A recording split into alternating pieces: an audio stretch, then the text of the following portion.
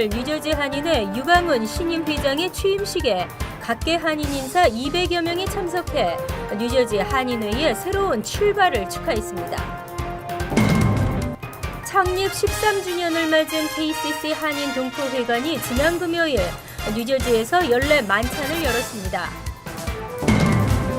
앞으로 취업 이민이 확대되면서 가족 이민이 대폭 축소될 것으로 보여 논란이 될 전망입니다. 브루클린 촐치 애비뉴 시위가 일주일째 이어지면서 진정 국면으로 접어들었습니다. 신호위반 감시 카메라 회사가 소송을 제기한 운전자와 합의함으로써 범칙금의 일부가 환급될 전망입니다. 이상은 이 시각 주요 뉴스입니다. 여러분 안녕하십니까? KBN 뉴스입니다. 뉴저지 한인회가 신임 유강훈 회장 취임식을 가졌습니다. 지역사회와 첫 인사를 갖는 행사에 각계 한인 인사 200여 명이 참석해 뉴저지 한인회의 새로운 출발을 축하했습니다. 주성은 기자가 보도합니다. 지난 토요일 뉴저지 티넥에 위치한 나비박물관 전직 회장단이 합동으로 유강훈 신임 회장에게 뉴저지 한인회기를 전달했습니다. 제26대 뉴저지 한인회의 새로운 출발을 알리는 순간입니다. 신임 유 회장은 서로 단결하고 신뢰를 바탕으로 하는 한인 사회를 만들고 싶다고 포부를 밝혔습니다. 화합을 하여서 하나가 되지 가만서성이라고 우리 한인회에서 들어와서 마음 놓고 활동할 수 있는 분들을 많이 영입을 하고 각계각층의 의견을 듣고 수렴을 해서 한인회가 살아 움직인다는 기능적인 역할을 할 수 있는 것을 중점적으로 추진해 나가려고 합니다. 캐서린 도노반 버겐 카운티장, 김영길 부총영사, 한창현 뉴욕 한인 회장과 민승기 차기 회장 등 한인 각계 인사 200여 명이 참석해 유 회장의 취임을 축하했습니다. 취임식이 진행되는 동안 한인 단체 대표들의 축사가 이어졌으며 새로운 한인회에 대한 기대감을 표출했습니다. 먼저 26대 유강훈 회장님의 취임을 축하드립니다. 특히 이번에는 제 임기와 같이 겹쳐서 가기 때문에 뉴저지와 뉴욕이 함께하는 그런 발전된 한인회를 만들기를 기대합니다. 제26대 한인회 집행부는 박은림 수석 부회장, 김성권 대내 부회장을 필두로 한 11명으로 구성됐으며 김진국 전 회장이 이사장직을 맡아 앞으로 2년간 뉴저지 한인회를 이끌어가게 됩니다. 한편 이날 행사에는 신임 회장에게 협회기를 전달하고 이임을 해야 할 이현택 전 회장을 비롯한 25대 임원 전원이 불참하는 아름답지 못한 퇴장을 보여줘 씁쓸한 뒷맛을 남겼습니다. KBN 뉴스 주성훈입니다. 뉴욕 한인 사법경찰 자문위원회는 한인들이 많이 사는 지역의 경찰들과 유대 관계를 강화하기 위해 노력하고 있는데요. 뉴욕 한인 사법경찰 자문위원회가 오늘 뉴욕 베이사이드에 위치한 111경찰서를 방문했습니다. 금홍기 기자입니다. 뉴욕 한인 사법경찰 자문위원회는 111경찰서를 방문해 우수 경관상 시상식을 가졌습니다. 지역 치안을 위해 힘쓰고 있는 3명의 경관에게 우수 경관상을 수여했습니다.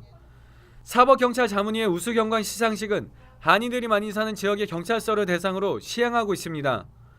경찰들과의 유대관계 증진을 통해 한인들의 권익 향상과 나아가 혹시 모를 불이익을 방지하기 위해서입니다. 오늘 저희가 올해 첫 번째로 베이사이드 한인 밀집 지역 중에 하나인 베이사이드에 위치한 111경찰서를 방문을 했습니다. 오늘 특별히 올해의 경관, 올해의 지도자 그리고 또 올해의 경관상 이렇게 3명을 저희가 그들의 공로를 치하고요.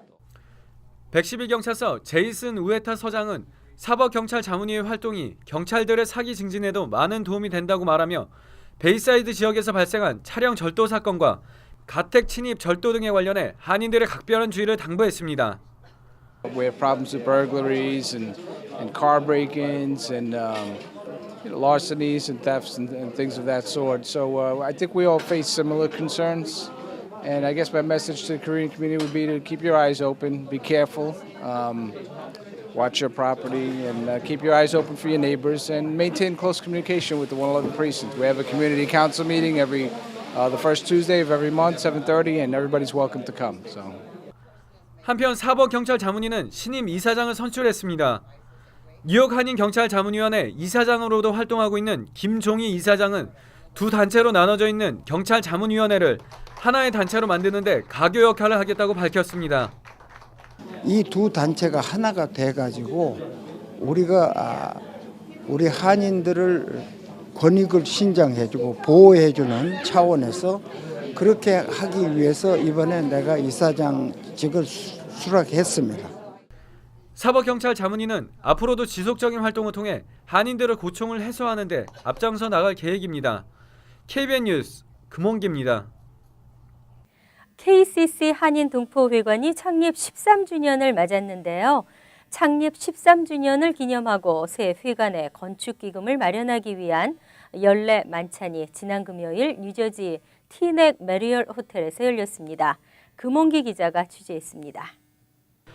KCC는 현재 사용하고 있는 건물의 임대가 올해 12월까지 만기됨에 따라 새로운 보금자리 마련을 위한 건축기금 모금을 진행 중입니다. 건축기금 모금을 마련하기 위한 연례 만찬에는 500여 명이 참석해 KCC에 힘을 실어줬습니다.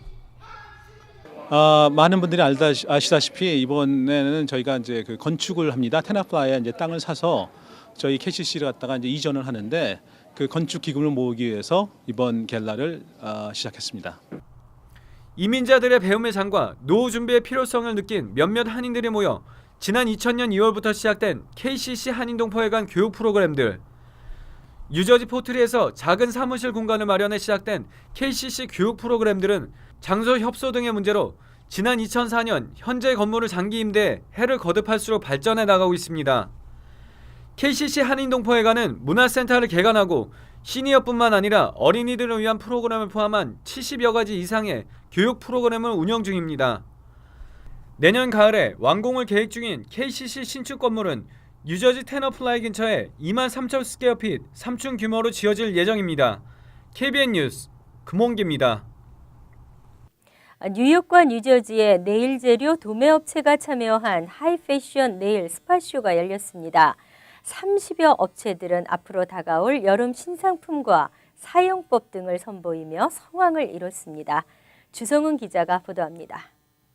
뉴저지 팰리세이즈 파크에 위치한 파인프라자 4층에서 어제 오전 9시부터 시작된 행사에는 30여 네일 스파 관련 업체들이 참여해 다가올 2013 여름 신제품과 사용법 등을 선보였습니다. The purpose of the show is to show new products, show new techniques, and also for the customers to come and meet the manufacturers and their technicians so they can learn one or two more things, and also to just when they leave to feel inspired and also feel that they can do something creatively. 메디컬 글루를 이용한 임시 타투 형태의 바디 아트부터 칼라젤에 사용되는 신기술 LED 램프, 최신 올게닉 왁스, 여름 성수기를 앞두고 선보인 다양한 페디큐어, 네일 등을 선보였습니다. 또한 네일 살롱이나 스킨케어 샵에서 인기가 많은 속눈썹 연장술, 칼라젤 등에 대한 워크숍을 열어 업계 관계자들에게 큰 호응을 얻었습니다. 네일 재료 도매업체 하이패션 뷰티 서플라이가 주최하는 하이패션 네일 스파쇼는 올 가을 뉴욕과 뉴저지에서 또 한 차례 네일 스파쇼를 개최합니다. KBN 뉴스 주성훈입니다. 취업이민 확대와 가족이민 축소가 논의되고 있습니다. 전 세계를 통해 거의 유일하게 가족이민에 치우친 미국의 합법 이민 제도를 전면 개편하자는 의도입니다.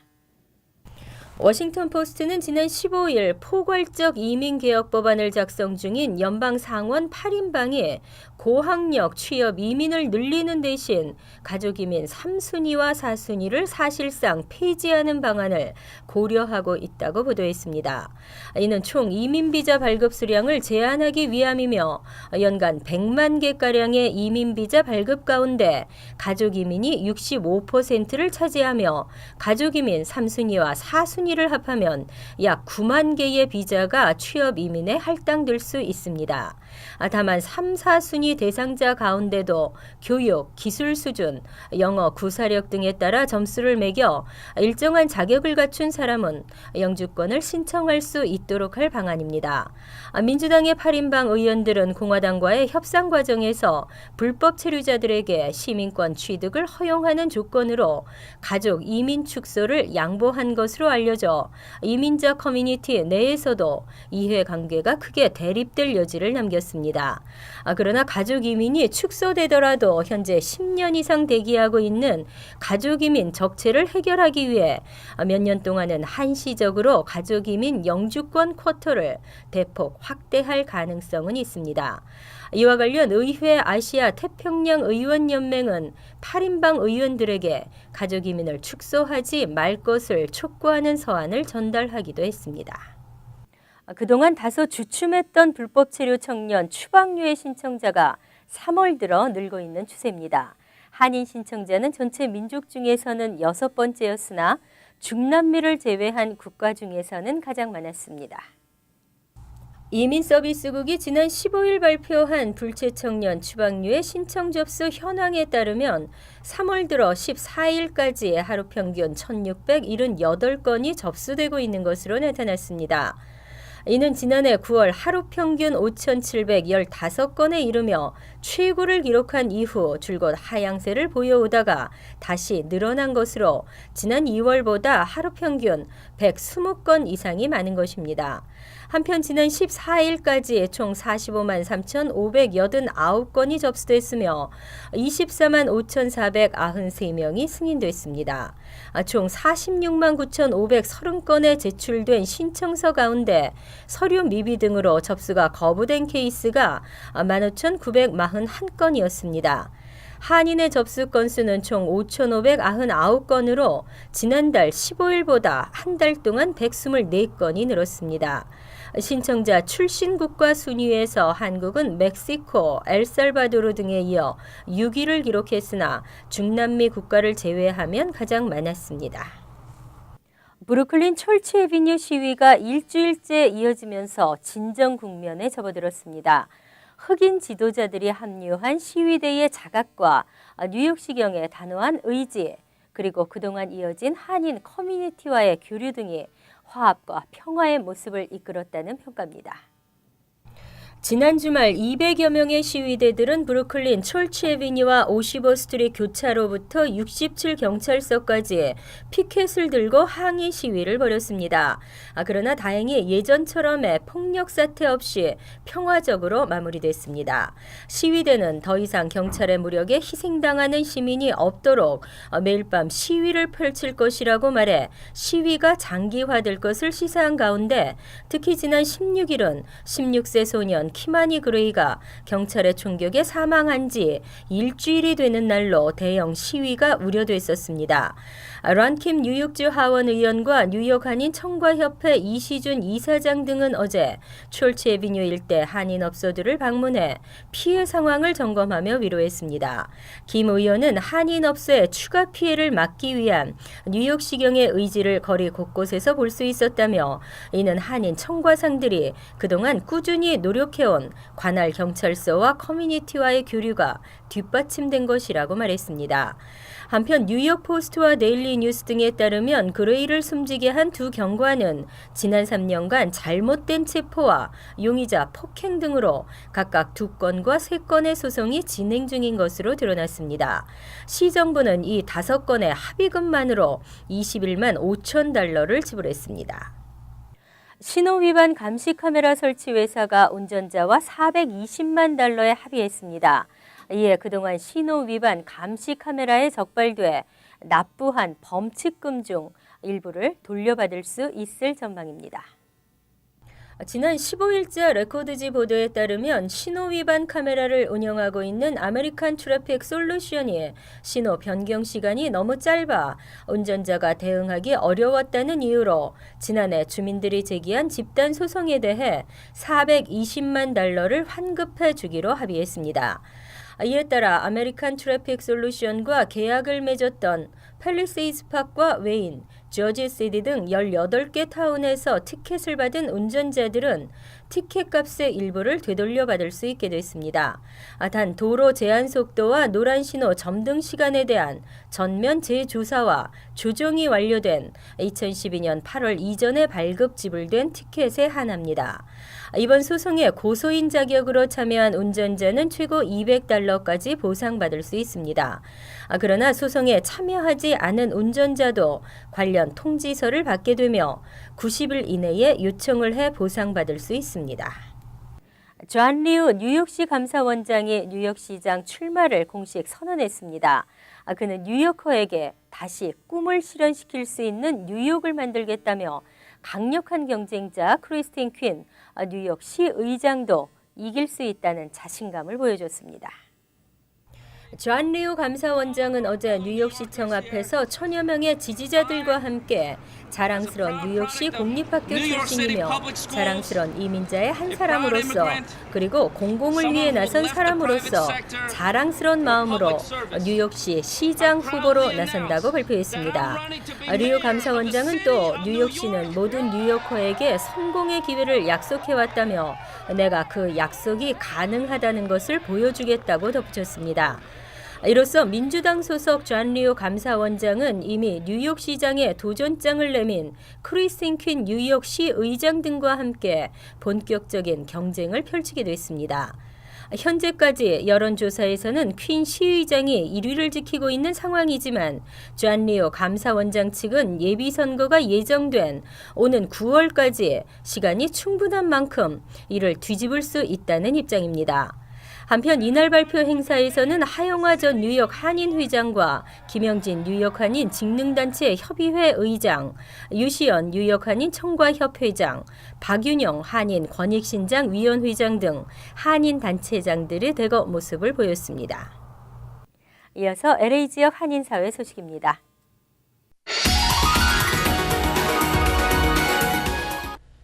최근 한인타운 곳곳이 낙서로 몸살을 앓고 있습니다.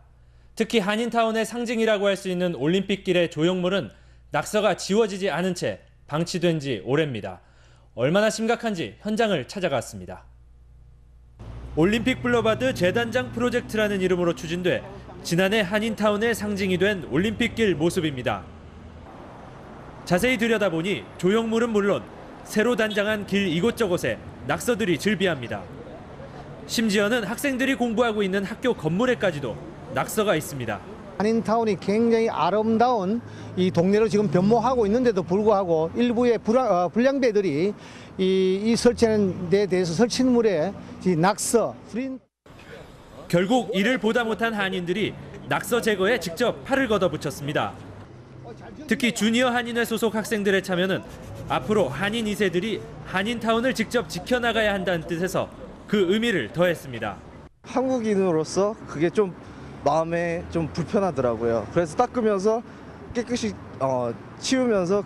현재 LA시에서는 공공기물에 낙서를 할 경우 벌금을 최고 $1,000까지 부과하고 있습니다. 낙서 방지를 위해 낙서 신고 어플리케이션 운영도 계획 중에 있습니다. 그래피티가 많으면 많을수록 그거에 대해서 이제 처벌은 이제 미스데미니가 될 수도 있고 펠러니도 될 수 있고 그렇죠. 한인회 측은 오늘 환경미화를 시작으로 한인타운 상징 조형물에 낙서가 생기면 앞으로도 꾸준히 제거해 나갈 계획이며 주니어 한인회 소속 학생들과 함께 매달 1회씩 낙서 제거에 나설 예정입니다. MBC 뉴스 김정균입니다. 지구촌 리포트입니다. 거대한 권력과 투쟁하고 있는 시민은 이렇게 무력한 것인가요? 인권 투쟁으로 무려 12년 동안 단식 투쟁을 하고 있는 샤말라 씨를 소개합니다. 인도 뉴델리의 한 법원 앞 경찰과 대치한 시위대가 한껏 목청을 높입니다.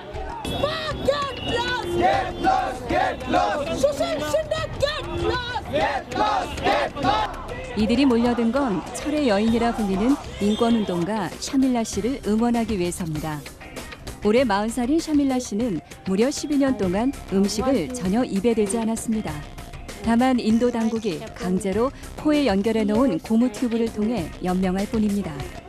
그런데 최근 인도 사법당국이 샤밀라 씨를 자살미수 혐의로 법정에 세우기로 했습니다.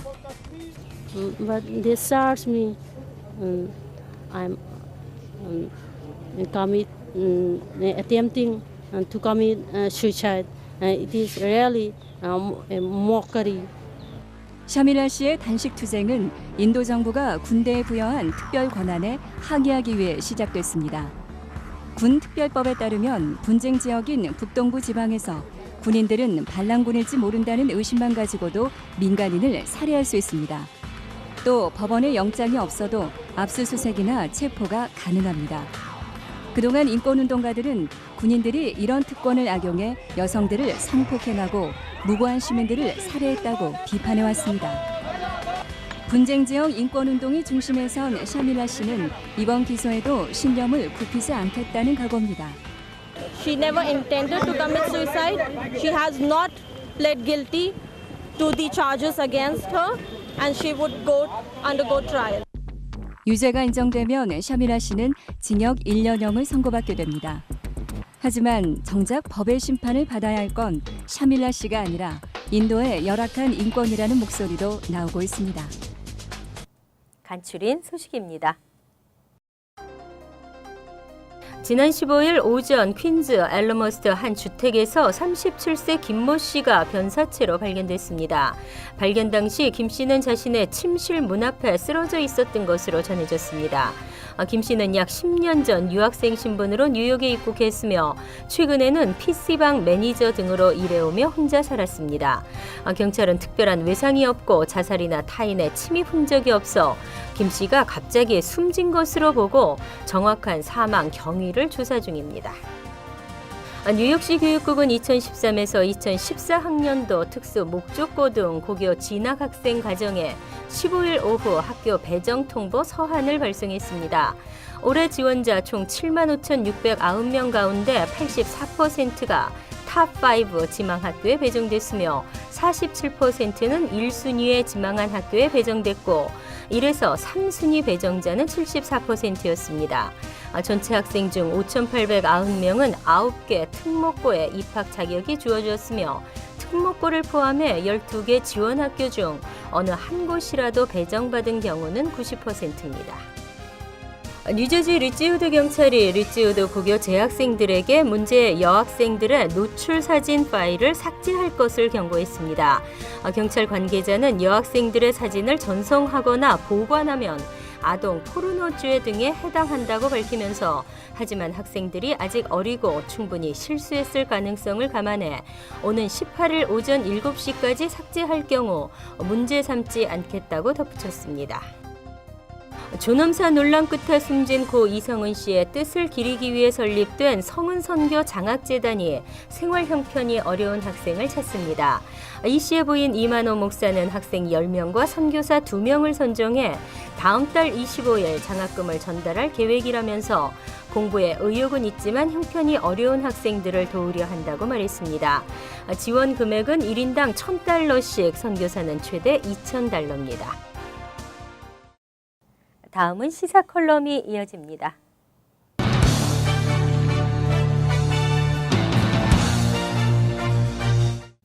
안녕하십니까 시청자 여러분. 오늘은 의료보험 및 의료보장 체계와 오바마 케어에 대해서 말씀을 드리고자 합니다.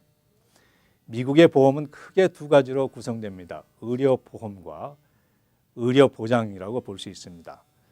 의료보험은 보험료를 내고 의료 상품을 사는 것이며 의료보장은 보험료를 내고 살 수 없는 합법적인 주민들에게 보건의 기본권을 제공하는 것이라고 볼 수 있습니다. 의료보험은 개인 또는 기업에서 건강보험을 구입하는 방법, 상업용 보험, 커머셜 팔러시와 또한 정부가 보험을 제공하는 최소한 10년 동안을 세금을 내고 의료보험료를 지불한 65세 이상의 주민들에게 드리는 메디케어가 있습니다. 메디케어는 장애자들에게도 드리기도 하죠. 보험이라는 것은 내가 불입금을 내야 혜택을 받을 수 있는 제도와 마찬가지로 의료보험은 내가 보험금을 지불한 근거에 의해서 혜택을 받게 됩니다. 의료보장은 내가 보험금을 지불하지 아니했어도 정부가 지정한 빈곤선에 해당되면 아니면 장애의 수입에 제한이 되면 나에 관계없이 정부가 국민들에게 제공하는 의료 혜택으로 메디케이드가 근간이 되고 수혜자의 연령과 조건에 따라 메디케이드, 차일드스 플러스, 패밀리 헬스 플러스 등의 이름으로 개인, 아동, 가정에게 혜택을 제공하는 제도입니다. 요즘 시행되고 있는 오바마 케어는 1965년 메디케어 메디케이드 법 제정 이후로 의료체계의 가장 큰 변혁이라고 볼 수 있습니다.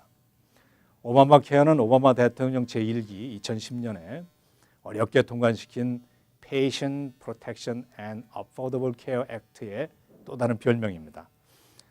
이 법의 골자는 무보험자를 줄이고 예방의학을 강화하고 보험시장을 통제해서 전반적인 의료비용을 감소하고 국민의 건강을 증진하겠다는 야심찬 계획이라고 볼 수 있습니다. 오바마 케어는 크게 세 가지로 설명할 수 있습니다. 첫째, 기존 가입자들에 대한 혜택이 어떤 것이냐. 이제 기존의 21세 자녀들 26세로 상향 조정하고 특정 질병으로 인한 보험 취소를 방지하고 평생 보험 상한선이 있었는데 그것을 폐지하고 기존 질병으로 인해서 보험 거부가 됐던 것을 금지시키고 임산부 및 예방검진에게 그런 경우에 본인 부담금을 폐지하는 것이 큰 변화가 있습니다. 한편 보험회사가 80%나 85% 이하로 그 보험료를 지불했다. 광고비 이런 걸 빼고요. 그렇다면은 그 보험 가입자들한테 그 차액을 리베이트, 다시 환불해야 되는 그런 규정을 넣고 있습니다. 두 번째 카테고리는 익스체인지 프로그램이에요. 그 페더럴 스테이트의 컨트랙으로 스테이트가 페더럴의 컨트랙을 하는데 뉴욕은 스테이트에서 그 책임을 지고 뉴저지는 우리 스테이트 안 하겠습니다. 그래서 페더럴이 직접 관여하는데 익스체인지에서 일반 보험을 관리하게 됩니다. 그래서 개인, 자영업자, 50인 이하의 기업들에게 보험을 선택할 수 있는 여러 가지 옵션을 주게 되고 한편 연방 빈곤선의 133%와 400% 한도에서 본인의 보험료를 지불하고 차액은 정부에서 도와주는 그런 서브시다이즈하는 프로그램이에요. 133%를 얘기하는 것은 133% 이하면은 메디케이드가 해당되기 때문입니다. 자, 그러면 아무런 안 들어가면 어떻게 하겠냐? 그런 경우에는 2014년부터 페널티 제도가 이제 시작이 됩니다. 모든 개인이나 가족들은 보험에 가입해야 합니다. 만약 보험에 가입하지 않으면 첫 해에는 개인은 95불, 둘째는 가족은 285불 또는 최고 소득 신고 초과액의 1% 그중에서 큰 걸 내야 됩니다. 2015년도는 페널티가 좀 올라가요. 325불, 975불 패밀리 경우에요. 그다음에 2%의 소득 초과액에 대한 벌금.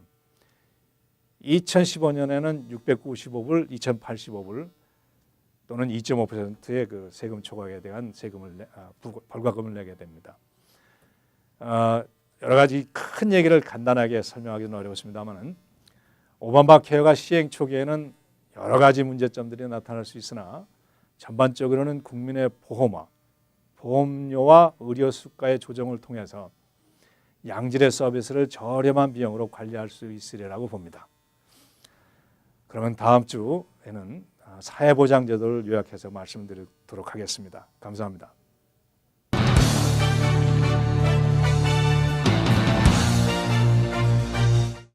환율과 증권 소식입니다.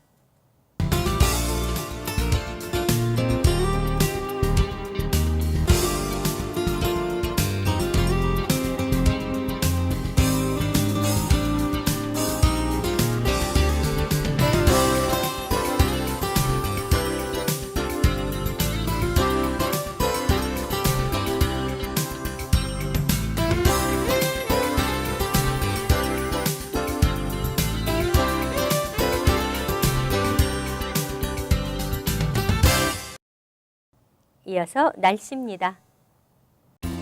내일은 기온이 다소 올라가겠으나 흐리고 비가 내리겠습니다. 낮 최고 기온은 46도, 섭씨 7도, 밤 최저 기온은 32도, 섭씨 0도로 예상됩니다. 수요일은 맑은 날씨에서 점차 구름의 양이 늘면서 흐려지겠습니다. 목요일은 대체로 맑겠으나 곳에 따라 흐리겠습니다. 이상으로 KBN 뉴스를 마칩니다. KBN과 함께 즐거운 저녁 되시기 바랍니다.